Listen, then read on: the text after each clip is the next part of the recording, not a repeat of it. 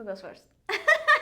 Hi, everybody. It's Brian Perry with Perry Home Solutions and Keller Williams Realty, and I'm joined by the lovely and illustrious Julie Berry. Julie Perry. That's who you are. That's who Yeah, that's who the lovely and illustrious right. was. Yes, of course.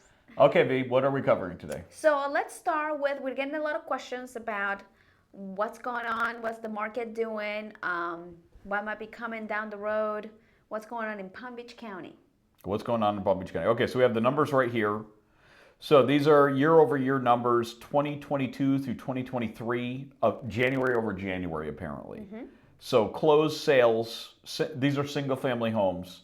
Closed sales in Palm Beach County year over year are down 33% from almost 1,200 to almost 800, roughly speaking.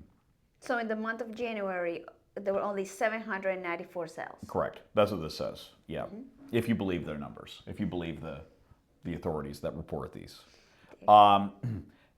Median days to contract. This is an important one because as anybody that's been watching the market knows, houses were selling basically instantly.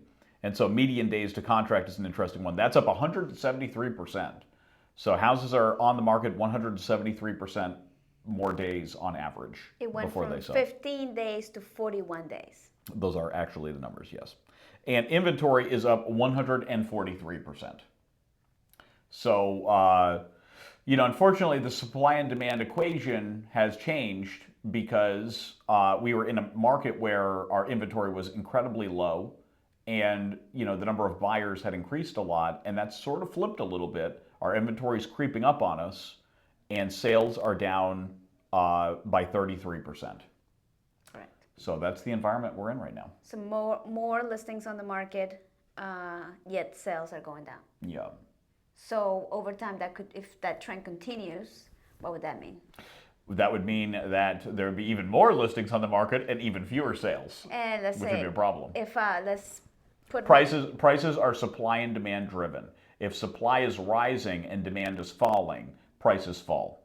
right. That's what Now, happens. if I'm a seller, Now, if that happens, Right. if this trend, if the trajectory continues, Continues. that's what happens. Yeah. So if I'm a seller, how would this affect me, or why should I care? Well, what you should care is, in real estate, the advice that I give to people is real estate is a longer term game. I mean, if you're thinking I'm going to hold out on selling my house now for 6 months or a year, maybe even 2 years, that's a real big gamble, especially with the trajectory of numbers. And so, there's just as likely of a chance, if not higher, that your house will be worth less in that period of time than it would be worth more.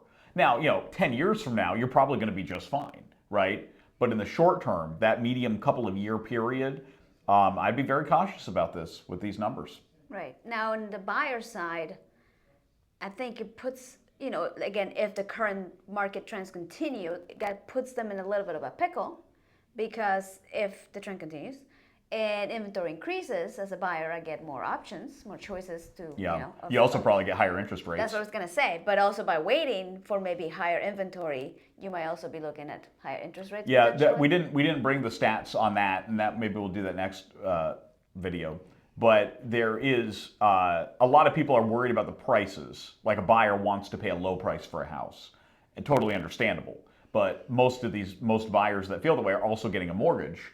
And what they don't realize is that the rate they pay on that mortgage, and oftentimes, is far more impactful than the price they pay for the house. Right. Because over time, 20 years, let's say you stay there for 20 years, the interest that you pay over that, the life of the loan will be It's a bunch. Yeah. It's a bunch. It's a lot. Yeah.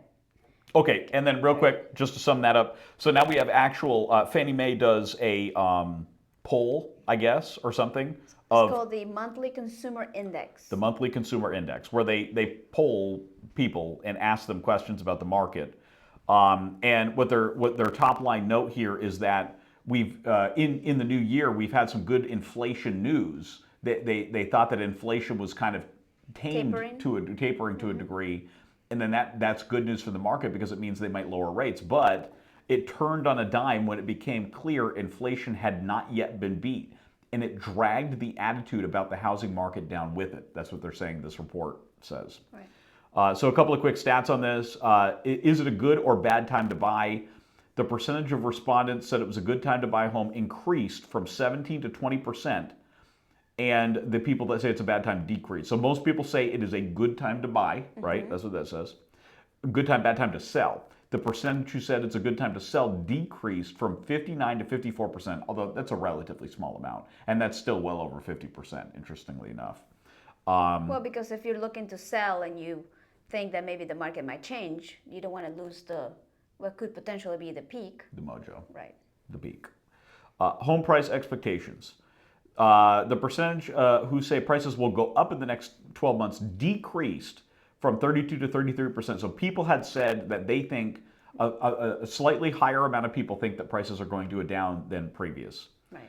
And the percentage who said home price would decrease, who think probably stay the same, increase. Okay, anyway, bottom line is it's very marginal, but on average the sentiment is leaning towards a little bit closer to decreasing.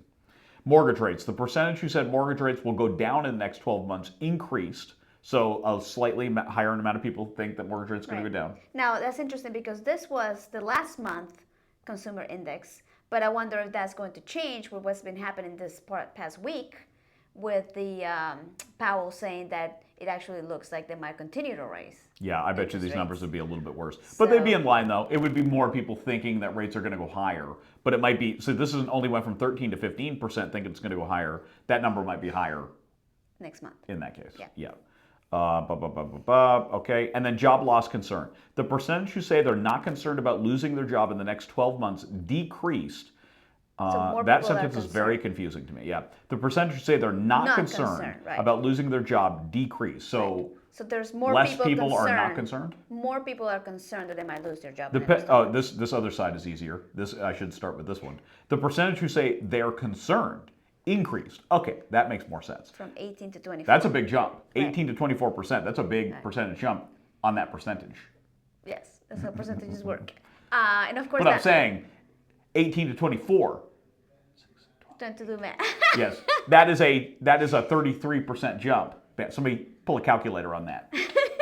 Anyway, go on. Leave a comment if that's correct. I mean, that could have a huge impact in the housing market because if you lose your job, I mean, depends on which side you find yourself in. If you're a seller and maybe you have to sell because now you can no longer make your mortgage payments, you don't have a job, that could be a problem.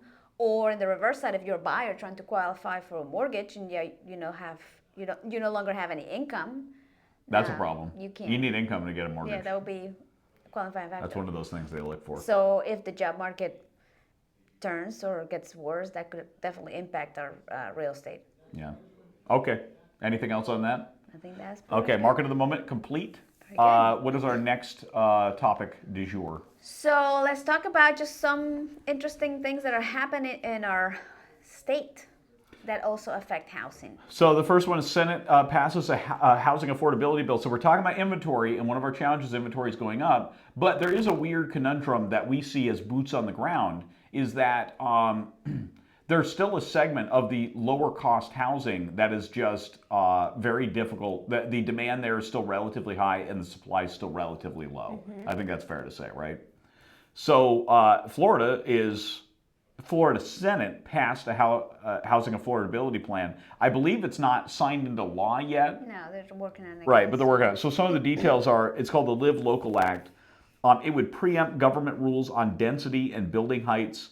It would create tax exemptions for developments that set aside at least 70 units for affordable housing, and it'd speed up permits and development orders for affordable housing projects and bar local rent controls. So basically, they want to accelerate the ability, the construction, the production of lower cost housing. So anyway, that's something to take into consideration here with this inventory. Anyway, thought that was pretty interesting. And so something we wanted to continue to talk about, if you've been watching our other videos, is what we call mortgage hacks, or just talking about mortgages and different types of mortgages in general. How to use mortgages, how to use creative mortgage strategies to navigate this market, yes. Right? Because our big challenge right now is high interest rates, and so to be able to leverage non-traditional strategies can help you really improve your chances of selling your house and buying a house, right? Right. So that's a hack. So today we have the 40-year mortgage. So you know, a lot of people know the 15 and the 30-year mortgage is probably the most common, but apparently there's also this option out there that sometimes is available called the 40-year mortgage. Now, there's some, like you say sometimes, the good, the bad, and the ugly. So, That's actually Clint Eastwood, but yes, yeah, I'll take credit for it. very good. Well, you quote a lot of movies, so I do. yeah. I do. So I think there is some good, bad, and ugly on this mortgage hack of today. So the good, I guess, you could potentially lower your monthly payment because you're spreading that debt, I guess, over a longer period of time. So it would end up with a smaller monthly payment, Yes. right? The not Wide debt spread. yes. The not so good, I guess, or would that be the ugly? I don't know. You get to pick. You know, that's the nice thing about the good, the bad, and the ugly. You get to decide which part's ugly. That apparently, when you do select a 40-year mortgage, they still give you a higher interest rate than what the normal 30-year rate would be at that moment. So that one didn't seem so great. Like it was. Well, normally, man, this probably shouldn't mention this in this video, but normally what happens with interest rates, the way I understand them, is as the length is increased, the rate is increased. And that's one of the weird things about our market right now, which makes people think interest rates are going to go higher, is there are actually some short-term rates that are higher than longer-term rates. But it is common, though, I believe, that the longer the term, the higher the interest rate. Right. That's a common thing. Right. Yeah. So that, I guess I would call that the ugly. And then the bad, I guess we just call it bad, is that apparently this is not even offered by all lenders. So some lenders might offer and some not. But we know some that do, though. Yes. So anyway, so the benefit to a 40-year mortgage is it lowers your payments, which makes it easier to qualify. Right. So the good news is you pay less money per month, and it makes it easier to purchase the house that you want to buy, especially in a higher interest rate environment, because you're lowering the payments. Or if you're in a situation where you want to start with a low mortgage payment and then maybe, I mean, 40 years, it's a long time. You could potentially refinance in 40 years. Yeah. Now remember, we have another mortgage hack that is the opposite, well, you know, close to the opposite of this, which is a 15-year mortgage.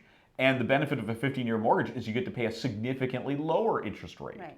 And by the way, that is a way to save money over the term of your life. Well, I mean, really, the thing is, the reason that people do these mortgages is most people don't live in houses that long. The average buyer lives in a house somewhere in the 7 to 10 year mark, right?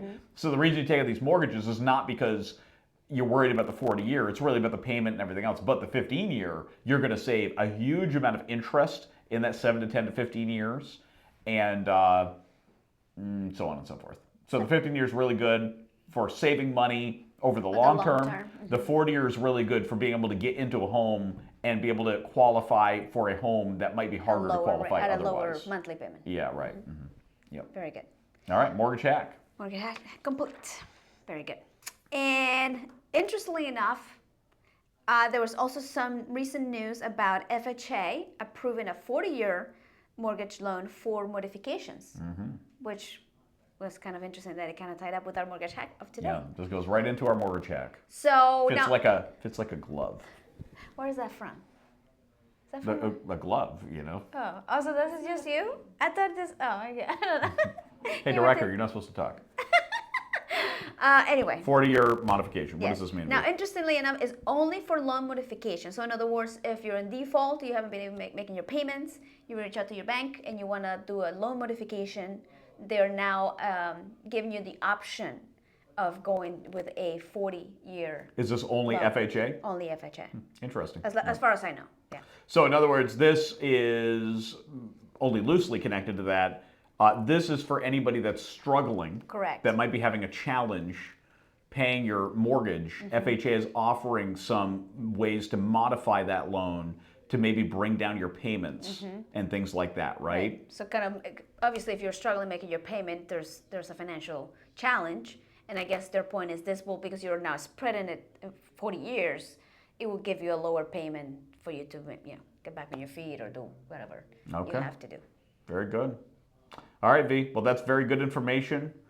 Anything else you'd like to say, parting thoughts before we end this video? Nope.